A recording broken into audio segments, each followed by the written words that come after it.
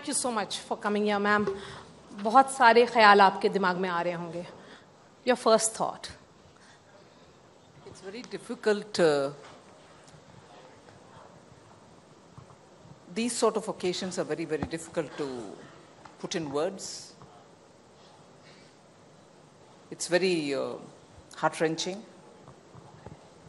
These kind of sacrifices cannot be quantified in any words. The families are going to live with it. Some of them I've met. I can only say that we are very fortunate. We live in a country which is very, very fortunate to have such brave sons. We're very fortunate. Over the last few weeks, you have been meeting families regularly.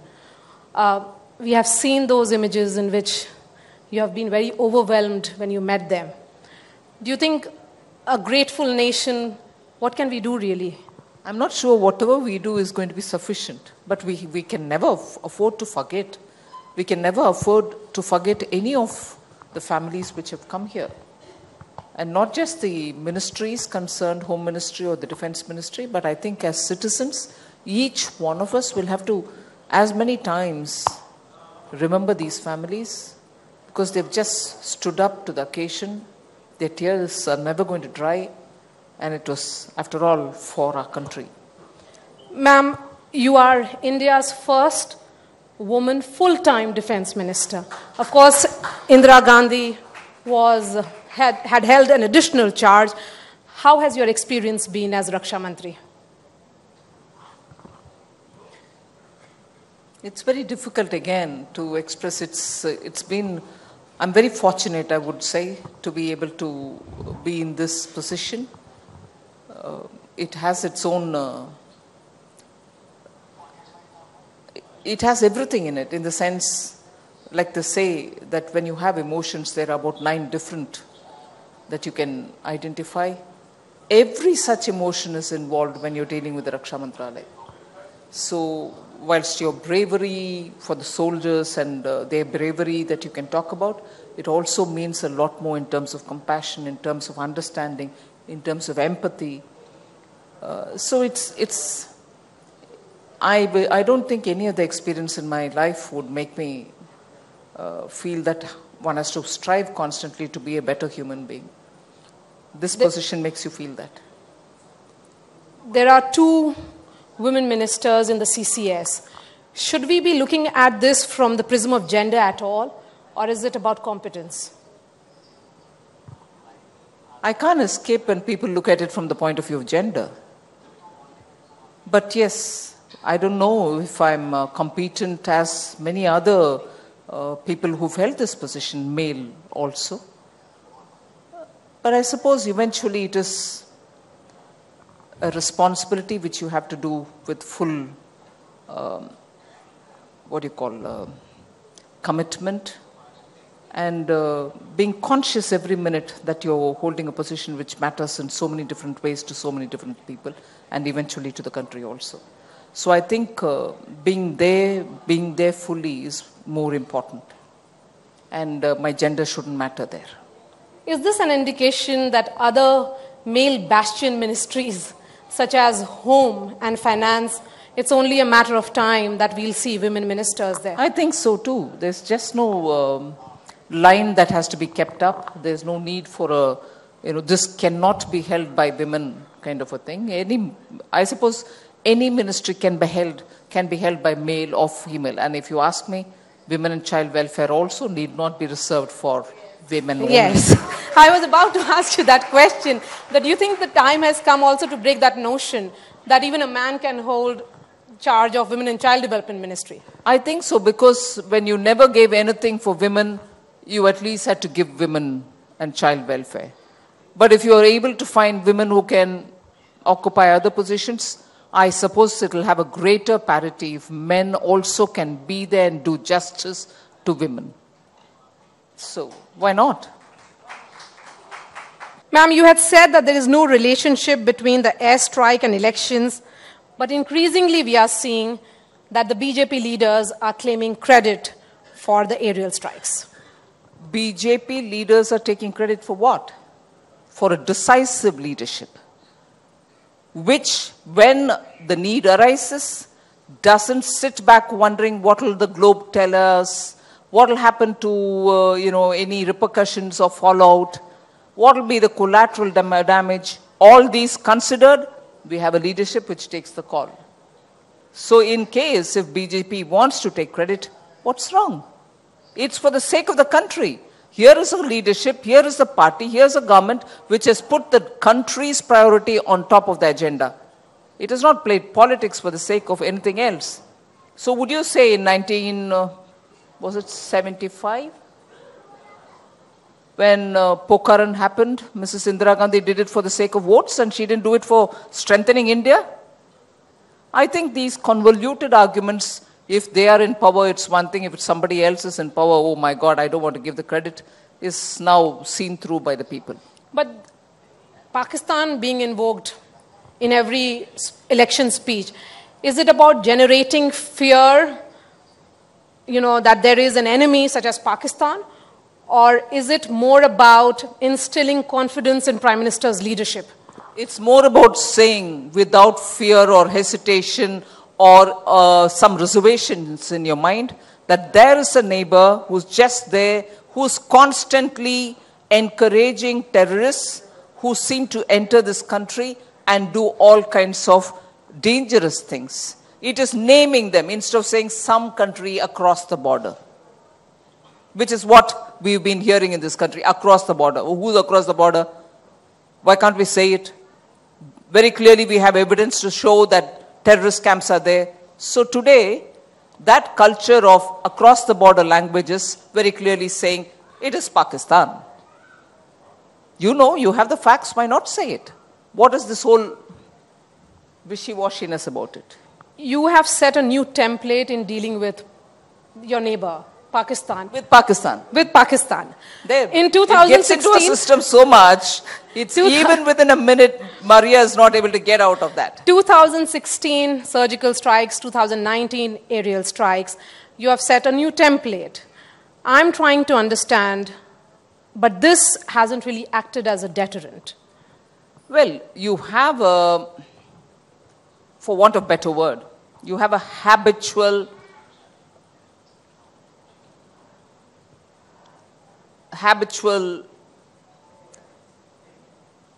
someone who breaks the law or international understanding with impunity, a habitual breaker of law, that is Pakistan, repeatedly uses non-state actors to propagate violence, distances itself saying we've not done it, our men in uniform have not done it. But that has been supported by the men in uniform in Pakistan is now globally known. So, for a country which repeatedly violates international norms of bilateral relationship or interstate border related matters, you have a fact before you. So, by repeatedly naming them and repeatedly isolating them in international fora, we are only telling Pakistan, sorry, we are not any longer going to sit and watch you. Fail in your own promise. Every incident has seen Pakistan say, no, we'll take care of it, give us the proof, we'll make sure such things don't happen, but we don't have any camps. You give the proof, you wait, they don't act. Haven't you seen that happening repeatedly? Even this time in Pulwama. The group which has done it sits in Pakistan and claims it. But Pakistan's government says, no, it's not us. So, by repeatedly naming and also isolating them in the international fora, you're only making it obvious. You had said that Bofors brought Congress down, Rafale will bring Modi back. But increasingly, in electoral discourse, Rafale is not being discussed. It is about Main Bhi Chaukidar. Which is very clearly that Rafale was not a corrupt case at all. Which was that Rafale was being whipped up for false propaganda and for fakery. Which means Rafale, from the beginning, they knew was nothing at all which will rise as an allegation. And therefore, now with Supreme Court, CAG, Parliament, Everybody having answered it, it's died down. Not a natural course. They would have appeared to be absolutely foolish if they kept talking about it. So they've now moved over to talk about Chaukidar. Talking about Maybe Chaukidar, since you have come from that event that was held of the Prime Minister, that Maybe Chaukidar, the opposition says that that is what the government has given to the country.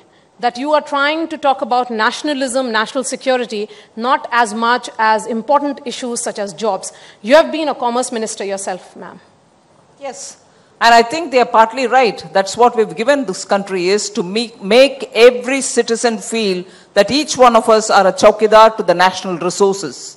We shall not allow people to loot national resources. We shall not allow people take taxpayers' money with impunity and sit with it. We shall, each one of us, perform with such honesty that this country's natural resources or the taxpayers' money will be spent on the right thing. So like the Prime Minister rightly said today, Chaukidar is not that each one of us wear a topi, have a lathi in a hand and blow the whistle with a badge or something. It's more the spirit that all of us are trustees of this country's property. We may as well behave like one. We have to take care of it rather than loot it. That's the spirit which the Prime Minister is pushing ahead in this campaign. And all of us are extremely proud to associate ourselves with it. For the first time in this country, we have given a totally corruption-free government. And therefore, living up to the promise that we've given. We will give a clean administration. So that's what has been given. And that is why it is important. But Rahul Gandhi says that Prime Minister is Chaukidar of rich Indians who fled the country. Rahul Gandhi has also been calling the Prime Minister a chore. And I do not want to miss even one occasion to say two things each time he says this. Each time he calls the Prime Minister a chore, Chaukidar chore hai, when he says that, I want each one of us to remember two things. One, he has till today not shown any worthy proof to say what wrongdoing the Prime Minister has done, but goes on calling him Chaukidar chore hai. And who is this? Who himself is out on bail. Out on bail, not on a political matter.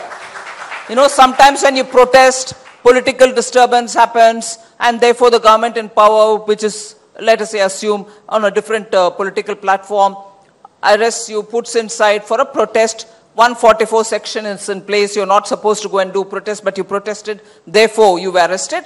That's a different thing. Arrested and given out on bail, that's a totally different thing. Here, and I wish Maria, and I wish many senior colleagues of yours from this very eminent channel, if ever, like the way you have now with me, have a conversation with the Congress President. Please ask him, yes, what is it that you're out on bail on? What's the offense? Then you'll know the offense is exploiting and misusing public money to move to whatever the allegation says, into his own trust or whatever. In other words, financial misconduct. And he is calling somebody a chore on whom there's not even an FIR. Not today, since the time he's been in public life. Sheer audacity and brazenness. Chaukidar stole the jobs of people. That's what he says. He says Chaukidar gave 30,000 to some particular individual. Please give us proof. Show us something initially. So Kahani, you go on saying, thinking that people will listen to you, is proven completely wrong.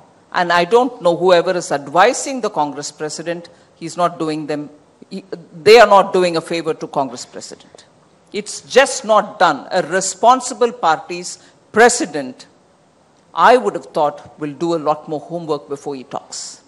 But the question of jobs, since Yes, you have been the Commerce Minister. Absolutely. On jobs, I think there's been a lot of debate, some of which is very important for us to understand. It's not just today. This country never collected data on anything other than formal jobs, organized sector jobs. And that itself is a limitation. Not more than 12 to 15%. I'm not sure whether it is 12 or 15%, but not more than 20% of the entire country is in formal sector. What happens to the rest 80%? We don't even have any data. In the 80%, if you've increased the numbers by providing them with a lot of finance, credit without security being taken like the mudra roll, how do you account for that? How do you take that on board? If sectoral growth is also monitored, you'll know a lot of people now don't go in for jobs, but they take up entrepreneurship. In that, if we count it, I'm not sure if we are constantly right when we say jobs have come down. But Nirmala ji, if the government is sure that there have been alternate avenues created, then shouldn't that data come out in the public domain to counter this? You're right. Isn't that what is coming out when you say the total number of people who have taken mudra loan? How much have they taken? And even if they don't employ anybody, they themselves are working. But for the amounts that they take and to run their own business, they will have at least 1 or 2 people more employed under them. Are these not jobs? What about Nyay? That is something that the reports are suggesting is getting traction on ground. How is the BJP planning to counter it? The traction is because rightly in the media you want to give level playing field. You know, the Prime Minister is announcing so many schemes. So we should be fair to give the false equivalents. Give something even for the opposition. They are saying something is being propped up. So give them space and give them the traction. But please do ask them. Please do ask them. 6,000 rupees per annum announced by you for the farmers versus 6,000 per month that has been announced. That's the way Congress is projecting. Minimum income guarantee. Yeah. Congress will project everything. Garibi Hatao 1971 projected by Congress. Failed by Congress. After that, every Prime Minister from that particular DNA, the Congress Parivar DNA, which I incidentally was shocked to hear, a very senior leader from the Congress party saying, first family of the country. I don't know how many of us want the first family here, how many of them consider them as a first family, but first family it is, and that's being imposed on all of us. So the first families, members, beginning from Mrs. Indira Gandhi, till the Nyay scheme, poverty is the pet theme. Not to eradicate it, keep the number of poor the same, but allot money, which can go, like today the Prime Minister correctly said, he believes in direct benefit transfer. But the Congress party was running direct dalali transfer. So, if direct transfers were happening, it was for the dalals. And as a result, poverty has not been reduced. Okay, since you are the face of the BJP in South, the decision that has been taken by the Congress party and the Congress president today, about him being fielded from another constituency, and that is Wayanad. I think I can't comment on it. He's got every right to go any number of places and contest as long as the Election Commission permits. I think 2 is allowed, so he chooses a second. But very clearly it tells me one thing. If you've been the Member of Parliament for a particular constituency, in this case it's Amethi, and you've served it very well, is there a need for you to look for a second? It's Amethi plus. And second. I'm not saying you're leaving Amethi. I'm still saying second. And again, like in many ways, many different ways, the media plays a very fair game. Bring a false equivalence immediately to say, but Modi ji, came to Varanasi, contesting in Gujarat, but also came out. He was never in Varanasi before. He was never in the parliament before. The first time he chose to come to parliament, he didn't want to let go his own state, so he was there. And also because he was going to have to contest from the point of view, because at that time, what was the argument? Oh, Gujarat might accept him, the rest of the country may not. He proved that the rest of the country also will accept him. So he came out and proved. Now, but you have been in your constituency for 3 terms or 4 terms. Why would you want a second constituency? You, after all, proving yourself in the constituency in which you already been in the parliament. So this false comparison, looking for a second seat, no one questions his right, he can always choose. But to compare it with Modi ji, I'm sorry. It doesn't work. Ma'am, there are different versions emerging on the issue of Mi-17 crash on 27th of February in Badgam. One version is that it is a case of friendly fire. What is the MOD's opinion? I don't think I'll want to give an opinion, even if I have one in public here. These are things which the armed forces themselves will disclose at some time. Ma'am, you are concentrating largely on South India. There is an alliance that has been forged in Tamil Nadu. But don't you think that it weighs heavily against the rainbow coalition that you have worked out? Maria, but what gives you the feeling that I'm concentrating on the south? I was in Gurgaon this morning. I went over to Karnataka. Then I also went over to, parts of Rajasthan. I keep moving everywhere. I don't particularly concentrate talking about Tamil Nadu in particular, the rainbow coalition. I'm not even. I'm concentrating on Delhi. I am the Prabari for Delhi for the Lok Sabha election. Will we be seeing you contest these elections? No. That's very clear. Last question to you, and this is a question that we ask politicians because what's your assessment for 23rd? Well, didn't you quote me by saying, you said when you talked about Rafael, that Bofors brought them down, Rafael will bring them back, bring us back. Rafael will bring us back. Rafael, together with many other things that has been done in the last 5 years, will bring us back. Modi will become Prime Minister again in 2019. Nirmala Sitharaman, thank you so much for your time here. Thank you.